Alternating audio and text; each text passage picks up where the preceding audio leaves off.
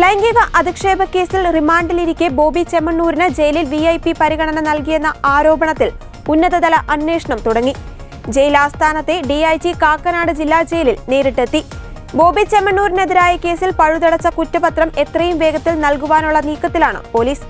ബോബി ചെമ്മണ്ണൂരിനെ ജയിലിൽ VIP പരിഗണന നൽകിയെന്ന വിവാദത്തിൽ മുഖ്യമന്ത്രിയുടെ ഇടപെടലിനെ തുടർന്നാണ് അടിയന്തരാന്വേഷണത്തിന് ജയിൽ വകുപ്പ് തുടക്കം കുറിച്ചത്.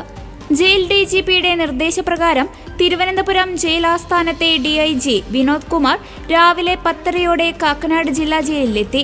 മധ്യമേഖല DIG അജയ് കുമാർ ബോബി ചെമ്മണ്ണൂരിനെ ജയിലിൽ നേരിട്ടെത്തി കണ്ടെന്നും കൂടെ ബോബി ചെമ്മണ്ണൂരിന്റെ സഹായികളായ 3 പേർ ഉണ്ടായിരുന്നുവെന്നുമാണ് ആരോപണം.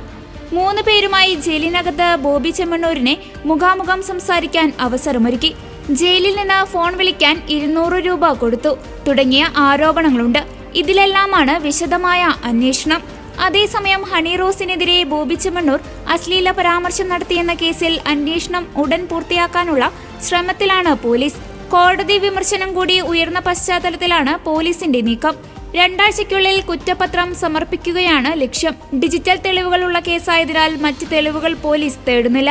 ഹണി റോസിന്റെ പരാതിയിൽ സോഷ്യൽ മീഡിയയിലൂടെ അധിക്ഷേപ കമന്റിട്ട 20 പേരിൽ ഒരാളുടെ അറസ്റ്റ് മാത്രമാണ് രേഖപ്പെടുത്തിയത്. കൂടുതൽ അറസ്റ്റ് വരും ദിവസങ്ങളിൽ ഉണ്ടാകും. അധിക്ഷേപ പരാമർശം പ്രചരിപ്പിച്ച യൂട്യൂബ് ചാനലുകൾക്കെതിരെയും നടപടി വരും.